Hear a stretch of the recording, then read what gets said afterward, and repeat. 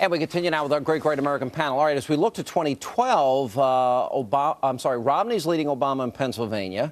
There it is, Quinnipiac poll, Romney 44 and Obama 42. There was a Frank Luntz poll that came out. Romney is up by 8 points. These are impressive numbers because he's winning in a lot of these. All these states, North Carolina will be competitive. Nevada will be competitive. Wisconsin, Michigan will be competitive. Well, I mean, you took the words right out of my mouth. And as a fundraiser, that's one of the first things I would do is get on the phone and raise money with that poll. That's encouraging, especially after all this going on, to see in Pennsylvania, to see Romney move 2 points that way. Pat Toomey won. He didn't win by... Pat Toomey's excellent. And by the way, Pat Toomey, a lot of these other senators are not even being considered for the super committee either. Crazy. Well, by the way, that's not true. I talked to Mitch McConnell's office today, and they did this idea that if you voted against this bill, that you couldn't be on the super committee, the select committee. That's not true. So in case people... What do you think of the poll?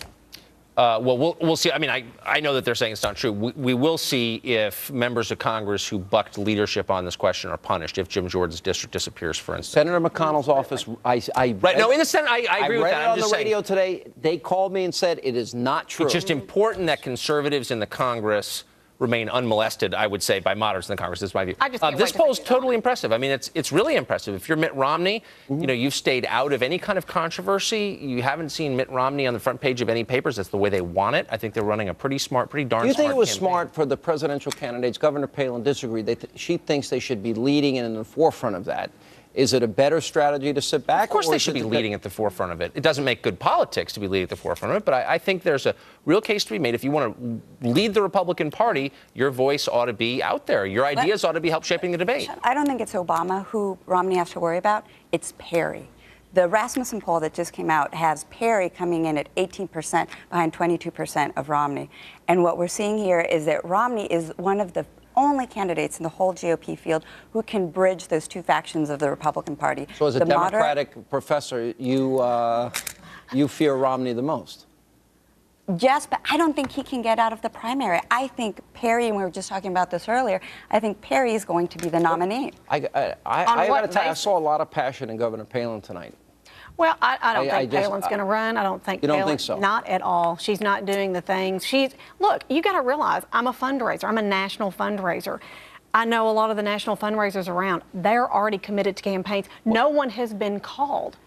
Do you know what I mean? She breaks the rules. No one's been called. Yeah, I agree you with her. don't know what I think she breaks the her. rules. Now, interestingly, too, I do know through my sources, there are a lot of people with a lot of big money that have been knocking on Christie's door, and they're saying, we got $100 billion, you know, there's huge amounts of money for him. These same guys that are typical bundlers, I deal a lot with a lot of bundlers, and... You hang out with an awful lot of rich people, Noelle.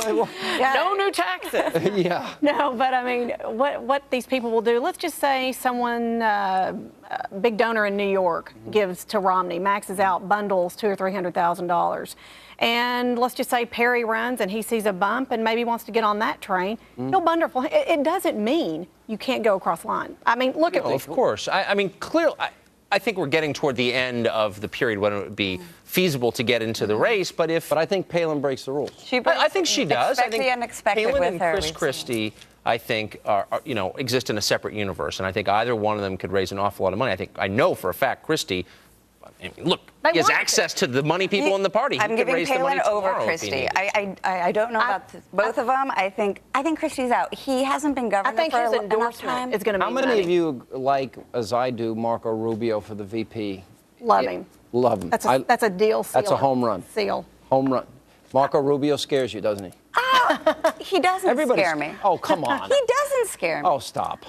He's no Joe Biden. Did you hear what he said? Oh, Gabrielle Giffords is in the Cracked Head Club. Did you hear that stupid remark after he called, Tea Party members terrorists the other day? What an idiot. He is an idiot. What about the time that Biden... This guy cannot keep his mouth shut. What he said in a 7-Eleven store, he tells this guy in a speech in a wheelchair to stand up. What is wrong with him? Look, I'm going to focus on the positive that my home representative, Gabrielle Giffords, was in the chamber. You don't think calling terrorists is a really dumb, ignorant... Both sides, two wrongs don't make a right. He's the vice president. Yes. He should know better. Yes. He's been in... Neither side should do it.